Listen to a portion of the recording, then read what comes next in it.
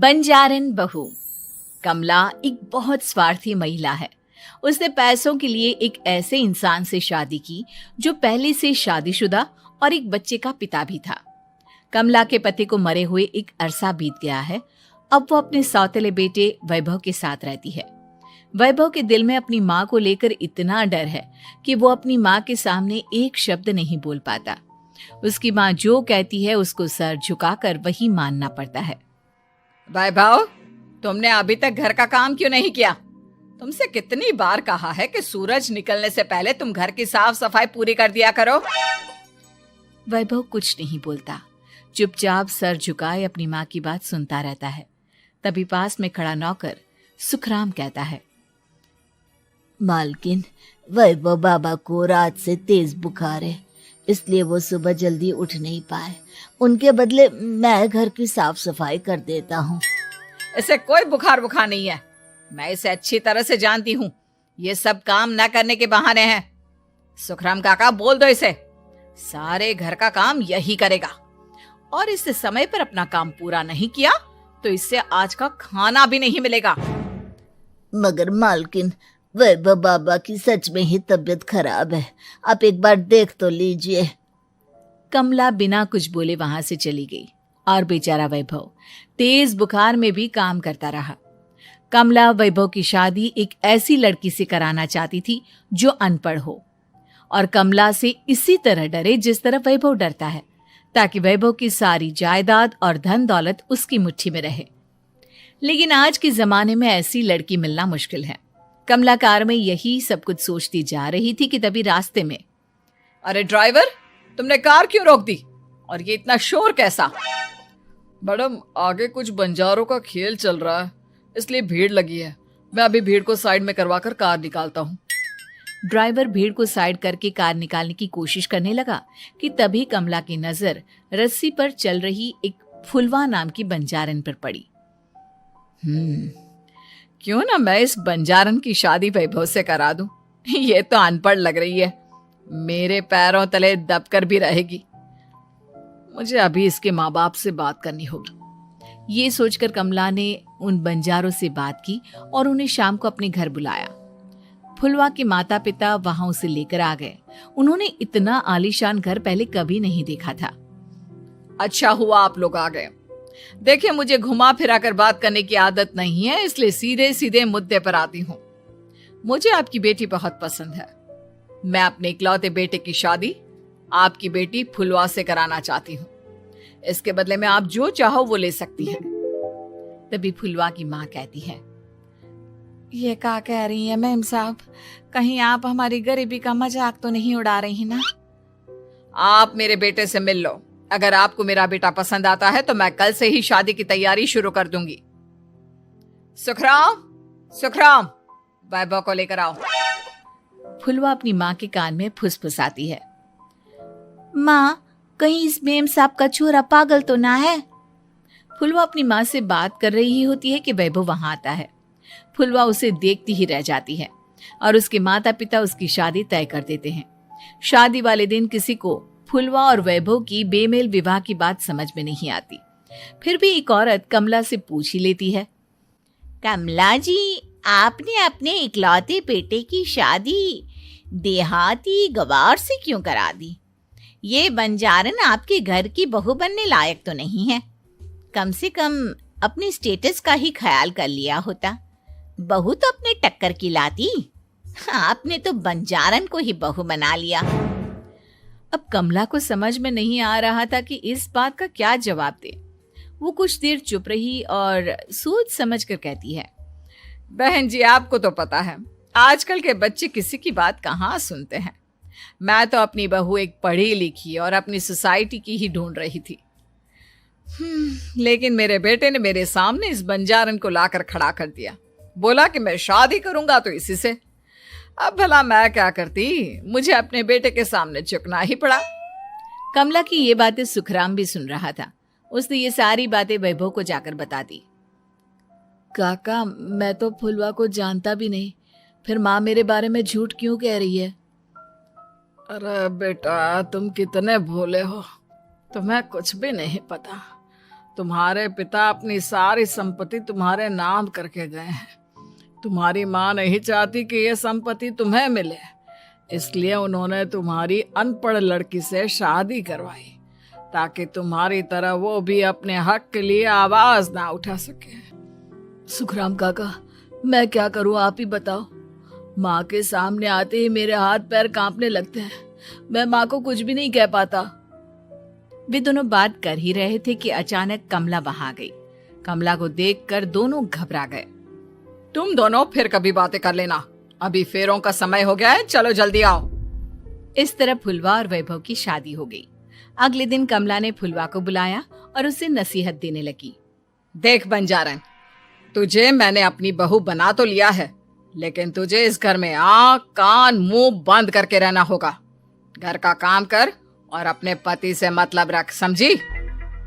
कमला का ऐसा रवैया फुलवा को बिल्कुल समझ में नहीं आया। उसने वैभव से इस बारे में बात की। सुनिए ना, माँ जी ने जिस तरह मुझसे बात की मुझे अच्छा नहीं लगा। शादी से पहले तो वो मुझसे बहुत अच्छे से बात कर रही थी, लेकिन शादी के बाद उन्हें क्या हो गया?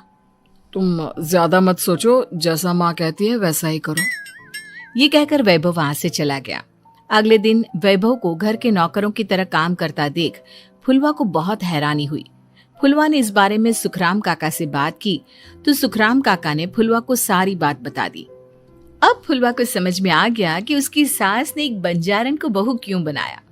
एक दिन वैभव घर का काम कर रहा था, तभी उससे कांच की प्लेट टूट गई।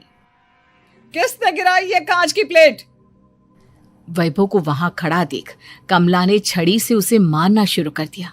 उसके पैर में कांच चुभ गया और खून बहने लगा, लेकिन फिर भी कमला उसे मारे जा रही थी। ये देखकर फुलवा ने कमला के हाथ से छड़ी छीन ली और तोड़कर फेंक दी। बंजारन, तेरी इतनी हिम्मत, तूने मेरे हाथ से छड़ी छीनी? कमला फुलवा को थप्पड़ मारने ही वाली थी कि फुलवा उसका हाथ पकड़ लेती है। ओ ससु माँ, मैंने मॉम की गुड़िया ना समझ लियो। बंजारन हूँ बंजारन, ईंट का जवाब पत्थर से देना जानती हूँ। आज के बाद मेरे या वैभव जी के ऊपर हाथ उठाने की सोचियो भी ना, समझी ससु माँ? ये कहकर फुलवा वैभव को लेकर वहां से चली गई। उसने वैभव के पैर पर पट्टी बांधी, उसके आंसू पोंछे। वैभव ने पहली बार किसी के दिल में अपने लिए इतना प्यार महसूस किया। अब फुलवा वैभव का हर काम में हाथ बटाती, उसका बहुत ख्याल रखती। इस तरह दोनों बहुत ज्यादा नजदीक आ गए। वहीं दूसरी ओर कमला सारी जायदाद अपने नाम करने की साजिश करने लगी। और एक दिन, वैभव, जल्दी बाहर आओ। कमला की आवाज सुनकर वैभव और फुलवा अपने कमरे से बाहर आ गए। जी माँ, आपने बुलाया? ये ले, इन कागजों पर साइन कर दे। वैभव कागजों पर साइन करने ही वाला था कि फुलवा वैभव के हाथ से पेन छीनकर कहती है, ना वैभव जी, आप इस पर हस्ताक्षर नहीं करेंगे। आओ बंजारन, मैं तुझसे बात नहीं कर रही। ये बात मेरे और मेरे बेटे के बीच की है। चुपचाप पेन दे दे, नहीं तो तेरी खाल उधेड़ लूंगी। ससु माँ, बंजारन की खाल इतनी भी ढीली ना होवे कि कोई भी उधेड़ लेवे। जो यकीन ना आता हो तो देख ले उतार के। और हाँ, बंजारन जरूर हूँ पर अनपढ़ ना हूँ। मन्ने भी पता है कि किसी भी कागज पर साइन करने से पहले उसे अच्छी तरह पढ़ लेवे हैं। पेन देती है या नहीं? ये कहकर कमला फुलवा को मारने आई तो फुलवा ने कमला को धक्का दे दिया और वो नीचे गिर गई। कमला डरकर वहां से भाग गई। अब फुलवा ने वो कागज उठाए और वैभव के साथ सीधा वकील के पास चली गई। वकील ने वो कागज देखे और फुलवा को बताया, वैभव के पिता की सारी जायदाद और संपत्ति वैभव के नाम है, लेकिन वैभव की सौतेली माँ इस संपत्ति को अपने नाम कराना चाहती है, इसलिए इन कागजों पर वो साइन करा रही थी। तो अब हमें क्या करना चाहिए वकील साहब? वकील ने फुलवा और वैभव को सब कुछ अच्छी तरह से समझा दिया। अब दोनों घर पर पुलिस को लेकर पहुंचे। कमला पुलिस को देखकर घबरा गई। पुलिस ने कहा, आपके नाम की कंप्लेंट हुई है, आपको हमारे साथ थाने चलना होगा। कंप्लेंट? कैसे कंप्लेंट? आप अपने सौतेले बेटे पर बहुत अत्याचार करती हो, धोखे से सारी जायदाद अपने नाम करा रही थी। अब नहीं इंस्पेक्टर साहब, जरूर ये मेरी बहू की कोई साजिश है, इसने गलत कंप्लेंट की है। मैडम, शिकायत आपकी बहू ने नहीं बल्कि आपके बेटे वैभव ने की है। कमला वैभव का नाम सुनकर दंग रह गई।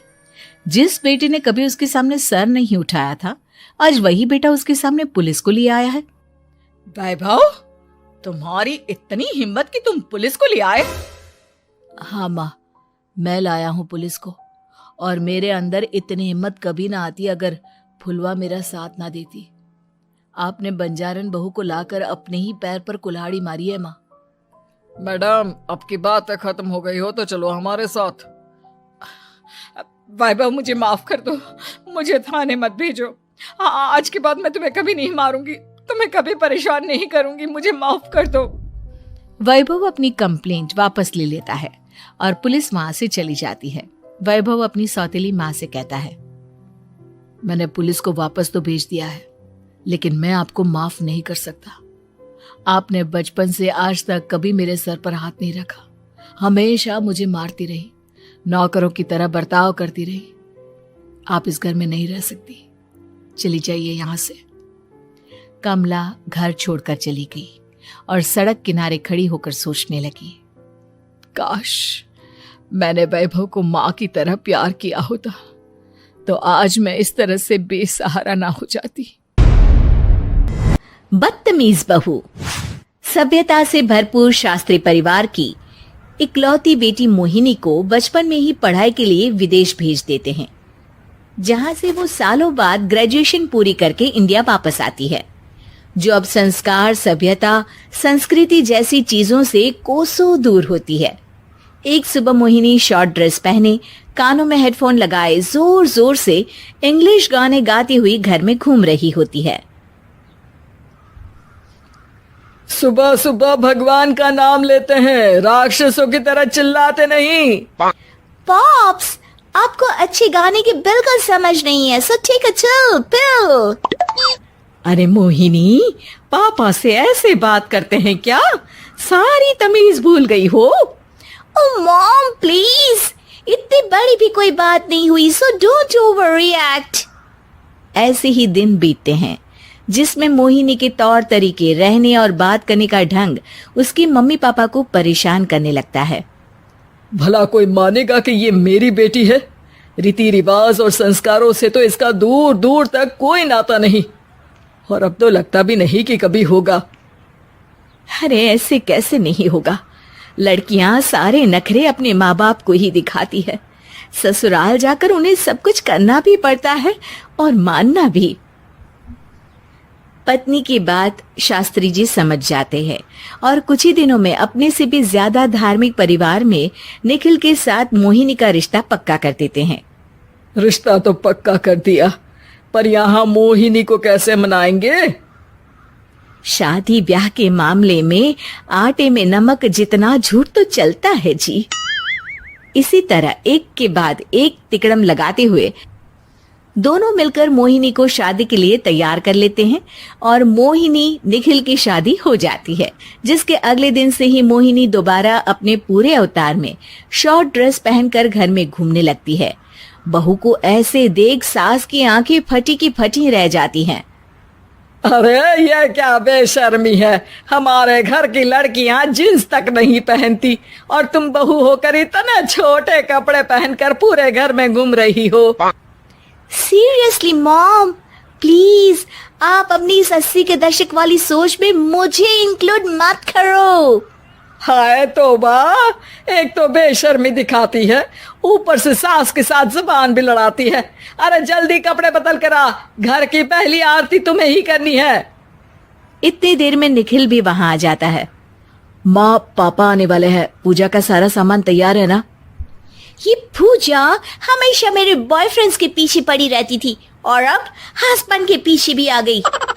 मोहिनी की बातें सुन सास तो अपना सिर पकड़ लेती है, लेकिन निखिल किसी न किसी तरह उसे पूजा के लिए कन्विंस करके कपड़े चेंज करने के लिए भेज देता है, जिस पर पूजा खत्म होने के बाद वो एक बार फिर अपनी शॉर्ट ड्रेस में आ जाती है। बहू, ये क्या तरीका है? संस्कार नाम की कोई चीज है या नहीं? नहीं ससुर जी, संस्कार मेरा दूसरा बॉयफ्रेंड था। अब तो मेरा उससे कोई कांटेक्ट नहीं है। मोहिनी का जवाब सुन के ससुर तो भगवान नाम जपते वहां से चले जाते हैं, लेकिन सास बहू के बीच कहा सुनी फिर शुरू हो जाती है, जिसे इग्नोर करते हुए मोहिनी घर से बाहर चली जाती है और देर रात घर वापस आती है। मोहिनी, मैं जानता हूँ कि तुम विदेश में रही हो और तुम्हें वहीं की आदत है, पर यहाँ चीजें कुछ अलग है। अगर तुम उस हिसाब से कुछ एडजस्ट कर लो तो सबके लिए सही हो जाएगा। I am not in a lecture mood. Good night. अगली सुबह मोहिनी देर से उठकर एक बार फिर उसी तरह सबके सामने आती है, जिस पर उसकी सास कुछ बोले उससे पहले ही मोहिनी की दोस्त मोनिका और रेचल वहां आ जाती हैं। Oh, hi, darling. How are you? OMG, we missed you so much. I missed you too, darling. Ram Ram, इन्होंने तो तुमसे भी छोटे कपड़े पहने हैं। अरे तुम लोगों के अंदर कोई शर्म लिहाज बाकी भी है या सब बेच खाई? मोहिनी, तुम्हारी मेड कुछ ज्यादा नहीं बोलती? इस पर मोहिनी की दोस्त उसकी सास का मजाक बनाने लगती है, जिसे सुन निखिल उन्हें जवाब देते हुए कड़वे शब्द सुना देता है और वो सुन के वो दोनों तो मुंह बनाए वहां से चली जाती है, लेकिन गुस्से से लाल मोहिनी वहीं खड़ी निखिल को घूरती रहती है। घूर क्या रही हो? तुमसे शादी की ये सोचकर कि विदेश में पढ़ी लिखी हो, घर में कोई पॉजिटिव चेंज लाओगी, अपनी करियर के लिए एम्बिशियस होगी, पर अपने इस बिहेवियर से उस पढ़ाई के साथ साथ अपने मम्मी पापा के नाम को भी डुबो रही हो। अगर तुम्हें ऐसे ही हाल रखने हैं तो यहाँ रहने की कोई जरूरत नहीं है। निखिल की बातें सुनकर मोहिनी रोते हुए घर छोड़कर अपनी मम्मी पापा के पास वापस आ जाती है। ससुराल में सब कुछ ठीक तो है? वो अपने आप को समझते क्या है? मोहिनी पर चिल्ला रहे हैं? मैं क्यों उसके इशारों पर चलूं?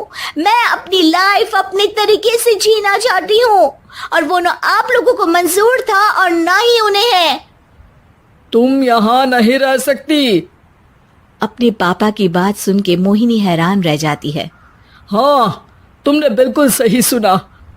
अगर तुम्हें अपने इस घमंड, बेशर्मी और बदतमीजी में ही जीना है तो तुम यहाँ भी नहीं रह सकती। बेटी, मैं मानता हूँ हमारे यहाँ रीति रिवाज बहुत मायने रखते हैं और हमने उन्हीं के ओवरडोज से बचाने के लिए तुम्हें विदेश भेजा था। एक लड़की जो शादी करके घर और बच्चे संभालती है, उससे तुम अपने आप को ज्यादा समझ सको इसके लिए भेजा था। तुम उससे ज्यादा समझो और बनो, पर तुम तो किसी दूसरी ही ट्रेन में चढ़ गई बेटा। उसके मम्मी पापा बहुत देर तक मोहिनी को सारी बातें समझाते हैं, जिन्हें सुनकर मोहिनी को अपनी गलती का एहसास होता है। वो जॉब ज्वाइन कर लेती है और ससुराल वापस आकर उन्हें मॉडर्न बनाती है और खुद भी कुछ रिवाज सीखते हुए खुशी से रहने लगती। बहू और बुलेट घर के बाहर फट फट फट की जोर से आवाज हुई। सीमा को लगा कि पटाखे फूट रहे हैं। वो डर के मारे घर से बाहर निकली। देखा तो सामने योगेश यानी कि पतिदेव एक बुलेट बाइक पर बैठे हैं। अरे डर गई क्या? बाइक लेकर आया हूँ तुम्हें घुमाने के लिए। सच में? मुझे लगा पटाखे फूट रहे हैं। अरे पटाखे भी फूटेंगे और मिठाई भी बटेगी। माँ को तो बुलाओ। माँ भी बाहर आ जाती है। अरे योगेश बेटा, इतनी जल्दी आ गया? और ये गाड़ी किसकी है? साहब की है? हाँ माँ, तुम्हारा बेटा साहब से कम है क्या? मेरी ही है। अरे बेटा, इतनी बड़ी गाड़ी ले ली, इससे तो तू घोड़ा ही ले लेता। महंगी पड़ी होगी ना? माँ, महंगी सस्ती छोड़ो और मिठाई लाया हूँ, गांव में बंटवा दो। अरे बंटवा क्यों दो, पीछे बैठो, गांव में बांट कर आते हैं। सब खुश थे। योगेश गांव के बाहर एक कोयले की खादान में मजदूरी करता था। मेहनत और अकल से उसने वहां ठेकेदारी का काम सीख लिया और सूझबूझ से ठीक ठाक पैसा बनाने लगा। गांव में बात फैल गई कि योगेश के घर धमाका गाड़ी आई है। ऐसी गाड़ी पहले कभी किसी ने गांव में तो देखी नहीं थी। योगेश और माँ गाड़ी से वापस घर आ जाते हैं। बेटा, बाबूजी ऊपर से देख रहे होंगे और आशीर्वाद भी दे रहे होंगे तुझे।